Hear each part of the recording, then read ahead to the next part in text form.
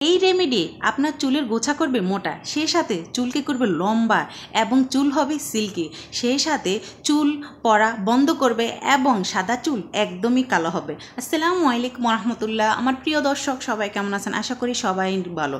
চুল নিয়ে কিন্তু আমরা অনেকেই চিন্তিত থাকি, চুল পড়ে যায় অথবা চুল গজাচ্ছে না, সেই সাথে পাকা চুল আমরা কালো করতে পারি না এবং চুল কোনো প্রকারই কিন্তু লম্বা হয় না, সেই সাথে চুল একেবারে গজায় না এবং পাতলা চুল কোনো প্রকার আমরা মোটা করতে পারি না। এই অ্যালোভেরার রেমেডির জাদুটা আপনাদের চুলকে কিন্তু একেবারে পরিবর্তন করে দেবে। ভিউয়ার্স, এখানে আমি যে অ্যালোভেরাটা নিয়েছি এটা একেবারে কিন্তু খাঁটি অ্যালোভেরা এবং আমার গাছের তৈরি করা অ্যালোভেরা। যাই হোক ভিউয়ার্স, এখানে আমি যে অ্যালোভেরাটা নিয়ে নিয়েছি দেখতেছেন যে এটা কতটা মোটা মোটা অ্যালোভেরা। এরকম অ্যালোভেরাই আপনারা ব্যবহার করবেন। এখন কথা হচ্ছে, অনেক সময় আমরা অ্যালোভেরা নিতে গেলে ভালোভাবে আমরা অ্যালোভেরা নিতে পারি না। আমরা কী করি, ছুরির সাহায্যে অথবা হাতের সাহায্যে কী করি, আমরা অ্যালোভেরা নিতে যাই। আসলে তখন কিন্তু অনেকটা অ্যালোভেরা আমাদের নষ্ট হয়ে যায়। দেখুন, হাতের সাহায্যে আমি অ্যালোভেরা নিতে গিয়ে কিন্তু আমি সঠিকভাবে অ্যালোভেরা নিতে পারিনি।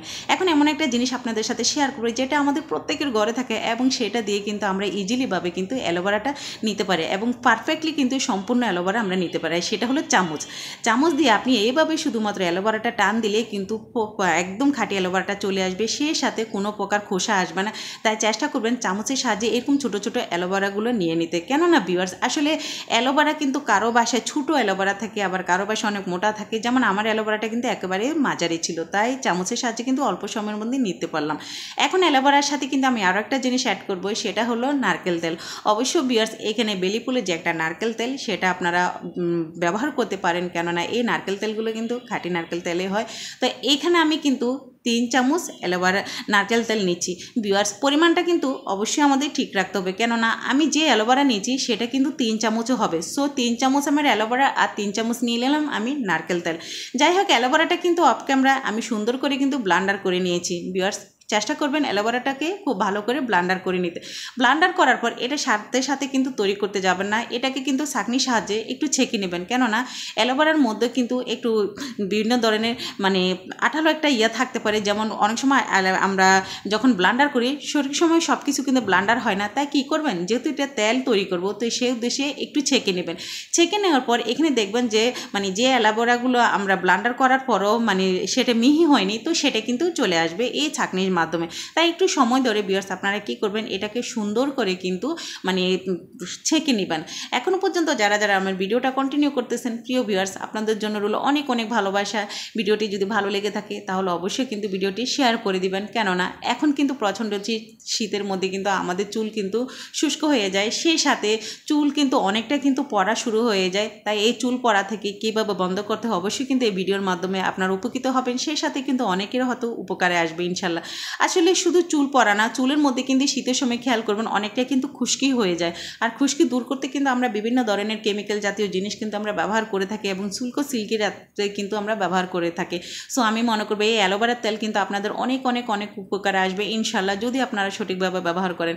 বেশ, প্রথমত আমি যে জিনিসটা দিয়ে দিলাম, এখানে একটা চুলার মধ্যে আমি একটা পাইপিং দিচ্ছি, তো সেই কড়াইয়ের মধ্যে এখন আমি সেই তেলটাই কিন্তু দিয়ে দিলাম। তো তেল দেওয়ার পর ভিউয়ার্স, এখানে আমি যে অ্যালোভেরাটা আমি ছেঁকে রেখেছি এখন আমি সেই অ্যালোভেরাটাই এখানে দিয়ে দিলাম। অ্যালোভেরাটা দেওয়ার পর আপনারা কিন্তু চুলার হিটটা কিন্তু একদম হাই হিটে রাখবেন না, এটাকে লো হিটে রেখে তারপরে কিন্তু তেলটা আপনারা তৈরি করতে চেষ্টা করবেন, কেননা অ্যালোভেরার যে নির্যাস সেটা কিন্তু হাই হিটে দিলে কিন্তু এটা বেরোবে না ভালো, যে ফলাফল যেটা কিন্তু আপনারা পাবেন না। তাই চেষ্টা করবেন লো হিটে রাখি মিনিমাম 30 থেকে 35 মিনিটের মতো নারকেল তেল আর অ্যালোভেরা তেল আর এই দুটো জিনিস অ্যালোভেরা এই দুটো জিনিস আপনারা ভালো করে কিন্তু ফুটিয়ে নেবেন। তো ফুটিয়ে নেওয়ার পর আপনারা নিজেরাই লক্ষ্যগুলো বুঝতে পারবেন যে এখানে কত সুন্দর একটা নির্যাস বের হয়ে তেল তৈরি হয়েছে। সেই সাথে ভিউয়ার্স, এখানে আমি আরও একটা গুরুত্বপূর্ণ জিনিস আমি অ্যাড করব, সেটা অপশনাল, না দিলেও চলে, বাট আমার কাছে ভালো লাগে যেহেতু আমি সবসময় এই জিনিসটা আমি ব্যবহার করে থাকি অ্যালোভেরার সাথে বলেন প্লাস পেঁয়াজের রসের সাথেও কিন্তু আমি এই জিনিসটা ব্যবহার করে তারপর আমি মাথায় দিয়ে থাকি। আমার কাছে কিন্তু এটা খুবই ভালো লাগে, বিশেষ করে চুল স্ট্রং করতে এবং চুল পড়া বন্ধ করতেও কিন্তু এই জিনিসটা খুবই খুবই খুবই ইম্পর্ট্যান্ট। সেটা হলো মেথিটা মোস্ট ইম্পর্ট্যান্ট। আপনারা চেষ্টা করবেন ব্যবহার করতে। আর যারা যারা পছন্দ করেন না, মেথির কিন্তু একটা গন্ধ থাকে, সেটা অনেকে কিন্তু পছন্দ করে না। তো যারা যারা পছন্দ করে না তারা কিন্তু আপনারা স্কিপ করতে পারেন। তো এই মেথিটা দিয়ে এখন আমি এই মেথি এবং নারকেল তেল আর হলো অ্যালোভেরা অ্যালোভেরা, এই তিনটা জিনিস কিন্তু আমি খুব ভালো করে কিন্তু ফুটিয়ে নিচ্ছি। ভিউয়ার্স, আপনারা চুলের হিটটা লক্ষ্য করলে বুঝতে পারবেন, এটা কিন্তু খুবই কিন্তু লো হিটে রেখে তারপর এটাকে কিন্তু আমি খুব ভালো করে ফুটাচ্ছি। এটা আমি ততক্ষণ পর্যন্ত ফুটাবো যতক্ষণ পর্যন্ত এখানে যে মেথিটা আমি দিয়েছি সেটা যাতে নরম হয়ে যায়। তো এবার বুঝতে পারতেছেন যে এটা কত সময় ধরে আমি এই কাজটা করতেছি।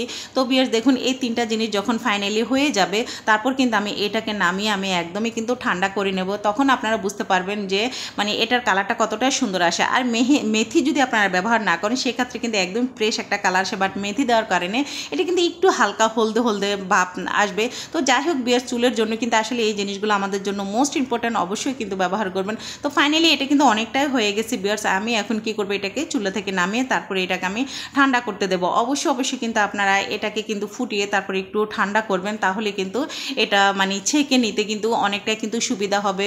কুসুম গরম এটা ব্যবহার করতে যাবে না, যেহেতু এটা এমন একটা তেল, এটা আমরা সংরক্ষণ করেও কিন্তু রাখতে পারি মাথায় দেওয়ার জন্য। তো ভিউয়ার্স দেখুন, আমি কাছে থেকে দেখাচ্ছি এটা নির্যাসটা বের হয়ে এটা কতটাই ঘনত্ব হয়েছে, অনেকটাই কিন্তু ঘনত্ব হয়েছে।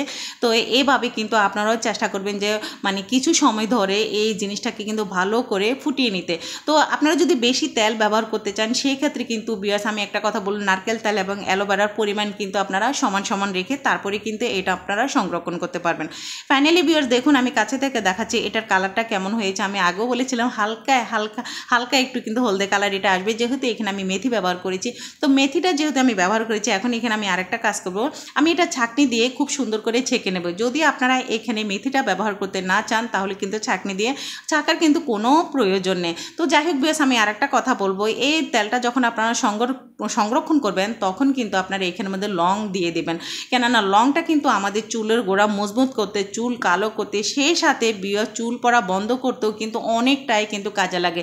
এখানে আমি যতটুকু তেল আমি মানে নিয়েছি অতটুকু আসলে আমার হয়ে যাবে, এটা সংরক্ষণ করার কোনো দরকার নেই। যখন আমি সংরক্ষণ করব তখন কিন্তু অবশ্যই আমি সেখানে লং জিনিসটা ব্যবহার করব।